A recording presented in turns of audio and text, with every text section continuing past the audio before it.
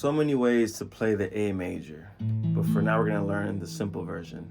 The simple version, well, it's not simple, but it's a regular open chord version where you could fit 3 fingers on the 2nd fret, your index finger right here on the 2nd fret of the D, middle finger, 2nd fret of the G, and your ring finger on the 2nd fret of the B. And you want to play from the A string. 1, 2, 3, 4, 5. Should be 5 notes with this position. Now you could switch it to a flat index finger to play all 3.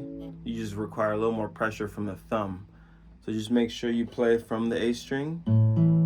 Get as close to the fret line as possible so it's easy, and it should play just like this. This will be muted because of just how you're approaching this chord in this way, which is fine. So this is all you need to make an A major.